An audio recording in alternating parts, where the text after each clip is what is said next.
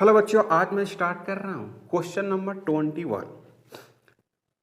The number of translational degree of freedom for a diatomic gas is. तो सबसे पहली बात ये है कि आप डिग्री ऑफ फ्रीडम पढ़े होंगे, monoatomic, diatomic, triatomic, इस टाइप का पढ़े होंगे।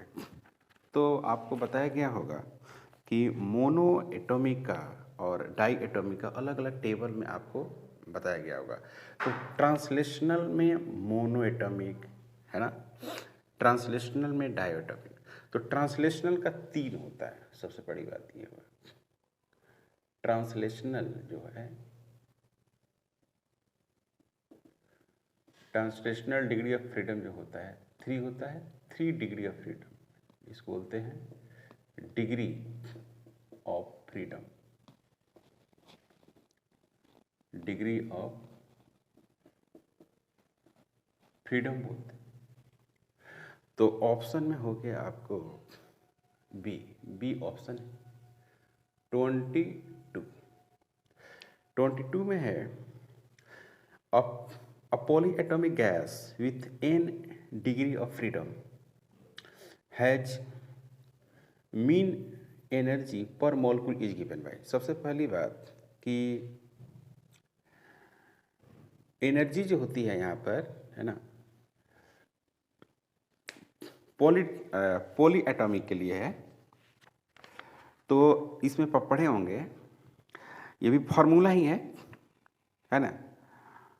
तो 1/2 होती है एनर्जी, जो होती है एनर्जी माने F/2 kT होती है, इस तरह से होती है। F/2 kT लिखते हैं हम लोग। तो N आपको दिया हुआ है डिग्री ऑफ फ्रीडम, F जो है यहाँ पर डिग्री ऑफ फ्रीडम बोलते हैं। जो F इक्वल टू क्या दिया हुआ, वहाँ पर N दे चुका है। तो E equal to N/2 into K into T, और यही हो गया बच्चों आंसर। तो आप देखिए NKT/2, ये सी ऑप्शन है। 23 में दिया है द वैल्यू ऑफ गामा, मतलब आपको वैल्यू ऑफ गामा निकालना है, और ये है क्या, CP/CB।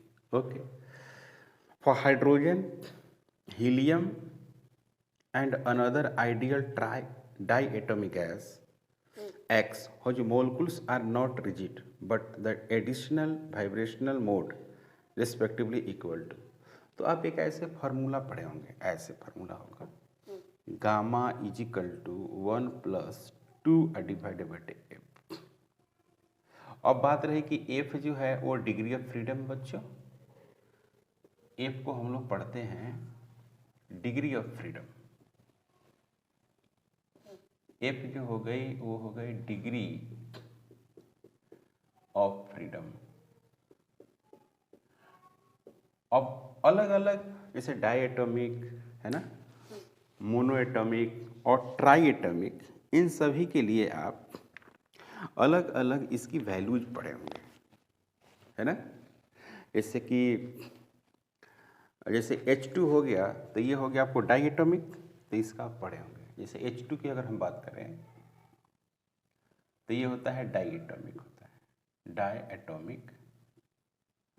और यहाँ पर अगर हम डिग्री ऑफ फ्रीडम की बात करें तो 5 पे आती है।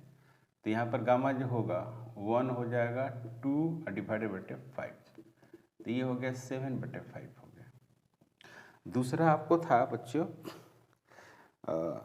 दूसरा था हीलियम, तो ये मोनो एटॉमिक हो गया। जैसे हीलियम हो गया तो ये हो गया मोनो एटॉमिक।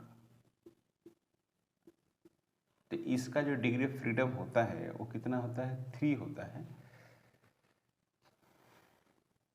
तो इसका गामा जो होगा वो कितना हो जाएगा, 1+2 डिवाइडेड बाई 3, तो ये हो जाएगा 5/3 हो जाएगा।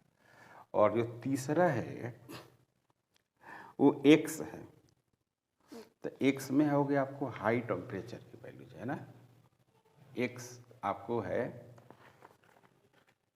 X में क्लियर बात यहाँ पर लिख दिया है आपको कि additional vibrational mode are respectively, मतलब कि उसमें एडिशनल भी होगा, मैंने वाइब्रेशनल मोड होगा, वाइब्रेशनल मोड, तो उसमें आता है 7। तो एक्स जो एक एटम है उसका होता है 7, डिग्री ऑफ फ्रीडम क्या होगा 7 होगा। तो गामा कितना हो जाएगा 1 + 2/7, मतलब कि 9/7। तो अब इस तरह से अगर हम देखें तो 5/7 7/5,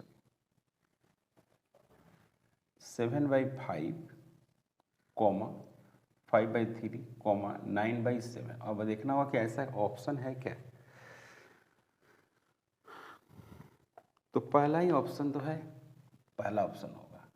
ये फार्मूला आपको याद रखना होगा, ये वाला जो फार्मूला है, ये वाला फार्मूला, ये फार्मूला याद रखना होगा। और ये याद रखना होगा कि हीलियम के लिए, हीलियम क्या है डायटोमिक, सॉरी H2 क्या है डायटोमिक, हीलियम क्या है मोनोएटॉमिक, और ऐसे दिया हुआ हो हाई टेम्परेचर वाला तो 7 होता है उसका। ओके, तो हम लोगों ने सोल्व किया, क्वेश्चन नंबर 23 तक सोल्व किया हम लोग। नेक्स्ट क्वेश्चन है सब फार्मूला पुटिंग क्वेश्चन। अगर फार्मूला आपको मालूम है तो सभी क्वेश्चन का जवाब दे सकते हैं, इसमें कोई डाउट नहीं है। Question number 24, question number 24, a gas mixture contains of 2 moles of O2, 4 moles of argon at temperature T, neglecting all vibrational modes, the total internal energy of the system। देखिए system का अगर internal energy आप जानना चाहते हैं, you system, तो जितने भी एनर्जी है उस सभी को आप जोड़ते हैं, सभी को जोड़ देते हैं। यू बराबर आप लिख सकते हैं यहाँ पर F/2 n, फिर R और फिर T। फिर यहाँ पर लिखेंगे जैसे UN लिखेंगे तो अब ये कौन सा मोड में है, वाइब्रेशनल है क्या है ना। यहाँ पर लिखेंगे क्या N1 और R, T लिखेंगे, फिर U2 लिखेंगे तो F लिखेंगे /2, इस तरह से अपना लिखेंगे ना। तो आप अब इसको क्या करते हैं, सीधे सीधे हम लोग क्या करते हैं ऐड कर देते हैं। 2 मोल्स है O2 है और 4 मोल्स आर्गन से, ठीक है 2 मोल्स। तो हम लोग क्या लिखेंगे पहले कि O2, तो O2 क्या है आपको, O2 जो है वो है डाइएटॉमिक है, डाइएटॉमिक तो सब आप जानते ही हैं। डिग्री ऑफ फ्रीडम जो है डाइएटॉमिक आप जानते हैं। यहाँ पर आप लिखिएगा कितने मोल्स हैं इसके, मोल्स कितने होंगे, वेट 2 मोल्स है ना, दिया हुआ है 2 मोल्स। तो यहाँ पर लिखिएगा डिग्री ऑफ फ्रीडम लिखिएगा इसका क्या 5 लिखेंगे और उसके बाद 2 मोल्स लिख देंगे है ना, और उसके बाद क्या लिखेंगे बच्चों RT लिख देंगे और ये 2 कट जाएगा तो क्या मिलेगा आपको 5R और T मिलेगा। ये हो गया आपका U1। U2 मतलब कि मोनोएटॉमिक है, आर्गन क्या है मोनोएटॉमिक, आर्गन है बच्चों मोनोएटॉमिक।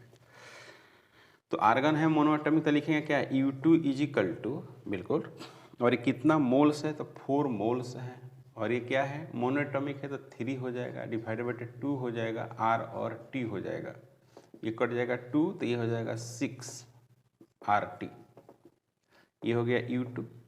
तो U जो हो गया U = 5RT + 6RT, तो ये हो गया आपको 11R और T, ये हो गया U और ये हो गया आंसर। तो आप देख लीजिएगा 11RT ऑप्शन में है और वो है ऑप्शन आपको C। ऑप्शन क्या है C।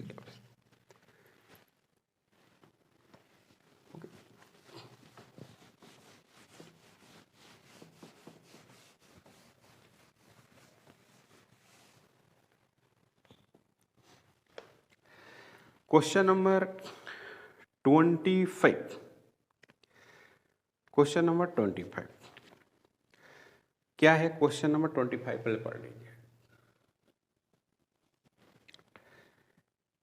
The amount of heat energy required to raise the temperature of 1 gram of helium at NTP from T1 to T2 kelvin. करे कि अमाउंट ऑफ हीट निकालना है आपको। ओके, तो delta Q is equal to N C भी delta T. N is equal to 1 gram divided बटे helium, तो helium में तो 4 ग्राम हो जाएगा मास, 4 ग्राम, यानी 1/4 आ गया आपका एन का वैल्यू। T1 से लेकर T2 तक जा रहा है, तो एक लाइन तो और बनता है आपको, डेल्टा क्यू बराबर 1/4 सी भी T2 माइनस T1, ऐसे भी लिख सकते हैं, है ना? क्लियर है? इतना तो आप लिख सकते हैं।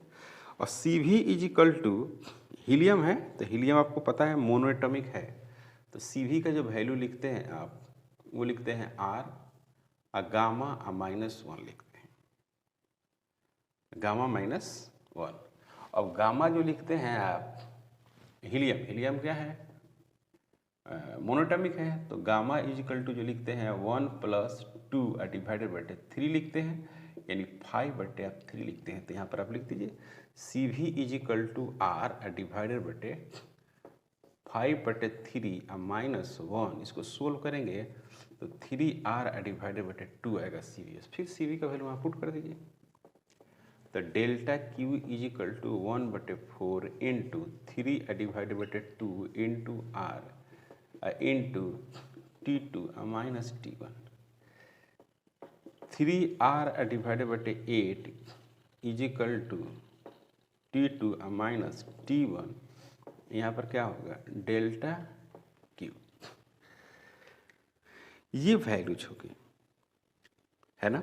अब इसमें है कि R के जगह पर आपको बोल्ट्जमैन कांस्टेंट रख देना है, R के जगह पर। तो आप पढ़े होंगे इस तरह से कि R इज इक्वल टू लिखते हैं KB इंटू NA, एवोगाड्रो लिख देते हैं। तो यहाँ पर डेल्टा जो Q है उसको आप कन्वर्ट करिएगा 3/8, और R के बदले क्या लिखिए KB और NA into T2 minus T1, ये होना चाहिए आंसर। अब देख लीजिए ऑप्शन में क्या है, तो ऑप्शन में है आपको सी, तो 25 का जवाब है सी, 25 क्वेश्चन नंबर का है, आंसर है सी। अब बात करते हैं क्वेश्चन नंबर 26। जितनी भी क्वेश्चन है इसका, सभी के सभी फार्मूला पुटिंग है, आप देख रहे हैं सभी क्वेश्चन जो है फार्मूला पुटिंग है, कोई क्वेश्चन आपको कठिन नहीं है। जैसे question number 26, the molar specific heat at constant pressure an ideal gas, मतलब कि Cp आपको दिया हुआ है, क्लियर? और Cp का जो वैल्यूज है वो दिया हुआ आपको 7/2 R। Okay, the ratio of specific heat at constant pressure to that at the constant volume, मतलब कि आपको निकालना है गामा, समझे बात को? तो यहाँ पर Cp इज इक्वल टू आप पढ़े होंगे गामा R डिवाइडेड बटे गामा -1, ऐसे पढ़े होंगे। इसको यहाँ पर रख दीजिए, तो 7/2 R is equal to gamma R divided बटे गामा -1, कोई प्रॉब्लम नहीं, R से R कैंसिल, तो 7/2 is equal to gamma divided बटे गामा -1, ऐसे लिख सकते हैं बच्चों। फिर यहाँ पर लिखेंगे क्या? 7 gamma -7 is equal to 2 gamma, तो यहाँ पर लिखेंगे 7 इज इक्वल टू 5, यहाँ पर लिखेंगे 5 gamma, gamma is equal to क्या लिखेंगे? 7/5। तो यही निकालना था आपको। इसी को आप लिख सकते हैं Cp/Cv भी लिख सकते हैं, सेम टू सेम 7/5। तो इस तरह से आप इसको लिख सकते हैं, 7/5 के रूप में लिख सकते हैं। अब बात करते हैं क्या? 27। तो 27 में क्या कह रहा है? Find out degree of freedom, the expression is, कह रहा है कि डिग्री ऑफ फ्रीडम का क्या एक्सप्रेशन होगा। तो आप जानते हैं, वी नो दैट, आप ऐसे जानते होंगे कि गामा इज इक्वल टू जो होता है वो 1 + 2/f होता है। तो डिग्री ऑफ फ्रीडम का एक्सप्रेशन निकालना है ना, तो gamma minus 1 is equal to 2 क्या हो जाएगा, एफ हो जाएगा। तो एफ इज इक्वल टू क्या हो जाएगा, 2/, गामा माइनस 1 हो जाएगा। तो ये हो गया आपका आंसर। और देख लीजिए ऑप्शन में क्या है, तो 27 के एक ऑप्शन है जो पहला ही है, ए है। ठीक है भाई। क्वेश्चन नंबर 28 करे कि इफ फॉर अ गैस, मैंने किसी गैस के लिए R क्या दिया है बच्चों, सी भी दिया हो, इज इक्वल टू 0.6 और 7 दिया। This gas is made of the molecules विच, मतलब कि डाई एटॉमिक है कि मोनो एटॉमिक है कि ट्राई एटॉमिक है। तो ये जानकारी रखने के लिए हमको क्या निकालना पड़ेगा, ये आप निकाल दीजिए, और नहीं तो डिग्री ऑफ फ्रीडम निकाल दीजिए। नहीं समझे बात को। अगर डिग्री ऑफ फ्रीडम मालूम हो जाए या CP/CV का रेशियो पता चल जाए, तो हम ये बता सकते हैं कि कौन सा गैस मोलिक्यूल रहा होगा, ये बता सकते हैं। तो देखो भाई CV बराबर आप क्या लिखते हैं, याद है, CV बराबर लिखते हैं R// गामा माइनस 1, ये लिखते हैं हम। सीधी सीधी बात है, पुट कर दीजिए यहाँ पर। इसे यहाँ पे आप पुट करिएगा तो R है बेचारा, यहाँ पर भी R है, और gamma minus 1 is equal to 0.6 और 7। यहाँ पर जैसे इसको सोल्व करेंगे तो यह चला जाएगा ऊपर, तो ये हो जाएगा gamma minus 1 is equal to 1.6 और 7, सॉरी 0. इतना हो जाएगा। तो गामा इज इक्वल टू जो होगा 1 + 0.67, तो यहाँ पर क्या होगा 1.67। अब आपको देखना है गामा का जो वैल्यूज होता है, चाहे डिग्री ऑफ फ्रीडम का वैल्यूज होता है, तो कुछ वैल्यूज आपको याद भी रहता है ना। जैसे कुछ वैल्यूज बच्चों को बहुत सारे वैल्यू याद रहता है, तो 5/3 लिख सकते हैं इसको 5/3 लिखिएगा ना, तो ऐसी बात आ जाएगी, सेम टू सेम रिजल्ट आएगा। अगर लिखते हैं उसको 5/3, गामा को लिखते हैं 5/3, गामा इज इक्वल टू 5/3, इसको सोल्व करेंगे तो ऐसा आ जाएगा। तो जब ऐसा आएगा तो ये हो गया आपको मोनो एटॉमिक का डिग्री ऑफ, गामा हो गया, मोनोटॉमिक हो गया। इसका डिग्री ऑफ फ्रीडम कितना होता था, 3 होता था, इसीलिए गामा का वैल्यू 1 + 2/f इतना आ जाएगा। समझ बात। 29, तो 29 नंबर जो क्वेश्चन है, हाँ, तो 28 का ऑप्शन क्या हो जाएगा, सी हो जाएगा। सी ऑप्शन इसका करेक्ट है ना। सी में देखिए लिखा हुआ है मोनो एटॉमिक। और क्वेश्चन नंबर है 29, बड़ा फेमस क्वेश्चन है ये, अक्सर ये क्वेश्चन पूछा जाता है। करके हाइड्रोजन के लिए Cp-CV इज इक्वल टू ए दिया हुआ है, तो Cp-CV इक्वल टू R होता है। ये किसके लिए है, फॉर हाइड्रोजन।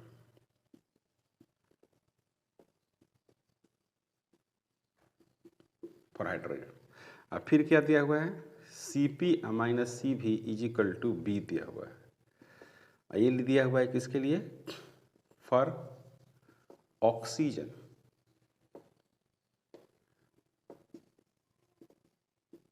तो हीट कैपेसिटी करके है ना, heat capacity, specific heat capacity है ना, ये सब चीज़ें हम लोग मोलर स्पेसिफिक हीट कैपेसिटी हम लोग पढ़े थे, जो मास से कुछ रिलेटेड बातें होती थी।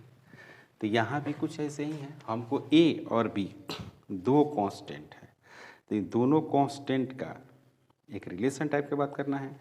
तो यहाँ पर कह रहा है कि जो वैल्यूज होगा वो क्या होगा, तो देखिए दोनों के लिए यही देखिए, ये भी क्या है डायटोमिक, ये भी डायटोमिक। तो for both the cases,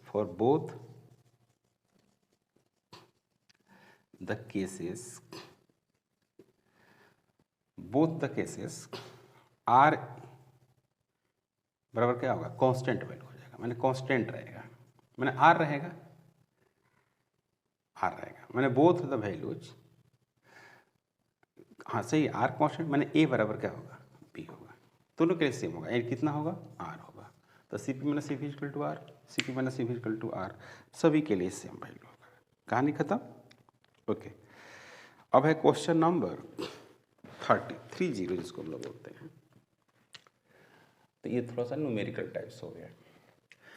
for a certain gas the ratio of specific heats to the ratio of specific heats is given by gamma for the gas. माने 1 पॉइंट जो है 1 पॉइंट कितना दिया 5 दिया हुआ है, तो आप समझ सकते हैं 3/2 दिया हुआ है यहाँ पर गामा इजिकल टू। तो आपको निकालना है CP CV, ये सारे वैल्यूज को आपको दिखाना है कि कौन सही है ना। तो गामा इजिकल टू तो आपको दे दिया, गामा का वैल्यू इतना दिया हुआ है, तो आप ऐसे लिखते हैं ना CP divided by CV equal to gamma, ऐसे लिखते हैं। तो CP का वैल्यू यहाँ पर रखिए, ओके, CP का या CV का वैल्यू रखिए, कोई दिक्कत नहीं।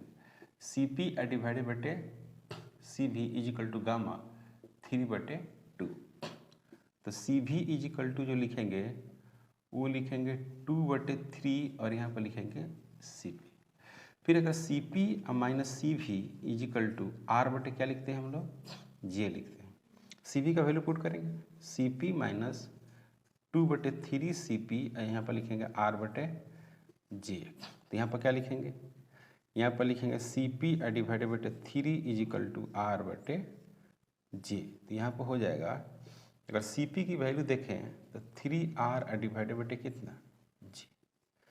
एक ऐसा ऑप्शन आ रहा है, अगर देखते हैं अगर ऐसा ऑप्शन होगा 3R बटे J, तो ये ऐसा एक ऑप्शन है। और ऑप्शन नंबर है बी ऑप्शन है। तो इसका ऑप्शन क्या होगा, ऑप्शन जो होगा वो होगा बी होगा। ओके, एक क्वेश्चन और है इसमें 31, क्वेश्चन नंबर 31।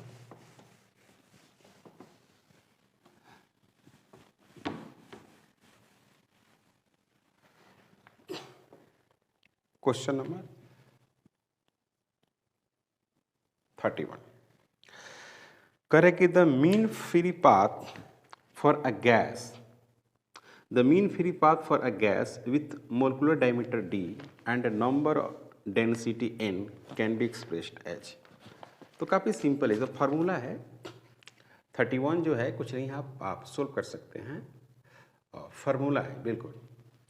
तो लेमडा जो होता है उसको हम बोलते हैं मीन फ्री पाथ, और यहाँ पर जो है नंबर डेंसिटी है, इसको बोलते हैं number density. D equal to बोलते हैं डायमीटर। तो इसका जो फार्मूला होता है 1/√2 पाई N/D का स्क्वायर, यही होता है इसका फार्मूला। यानी ऑप्शन क्या हो गया, देख लीजिए ऑप्शन में कौन है, बी ऑप्शन है, सही हो गया। 32 है, अगर दिया हुआ है R, जो दिया हुआ है R वो है रेडियस, R रेडियस है, तो डायमीटर इजिकल टू क्या हो जाएगा 2R हो जाएगा। तो lambda equal to 1/√2 pi N और 2R, इसका क्या लिखेंगे बच्चों स्क्वायर। तो लेमडा इजिकल टू 1/√2 फिर पाई N फिर 4R स्क्वायर। तो लेमडा 1 बटे क्या लिखेंगे R स्क्वायर। ओके, तो लेमडा 1/R स्क्वायर, तो इसका ऑप्शन जो है वो है, इसका भी ऑप्शन है बी। ओके, तो आज हम लोग सोल्व कर दिए 31 तक, और काइनेटिक थ्योरी ऑफ गैसेस का टोटल हम लोग 35 ईयर्स का क्वेश्चन को सोल्व किए। तो आज इसको हम लोग फिनिश कर दिए, KTG को, काइनेटिक थ्योरी या काइनेटिक थ्योरी ऑफ गैसेस को। इधर 2 दिन वीडियो अपलोड नहीं हुआ था क्योंकि बहुत ज़्यादा फीवर था हमको, अभी भी थोड़ा सा फीवर है हमको, ठीक है। अब हम लोग कंटिन्यू रखेंगे। नेक्स्ट लेक्चर में हम लोग ऑसिलेशन, जिसको SHM बोलते हैं, काफ़ी इंपॉर्टेंट है, उसको हम लोग रखेंगे। अगर आप हमारे चैनल पर नए हैं प्लीज़ सब्सक्राइब करें, शेयर करें। Thank you.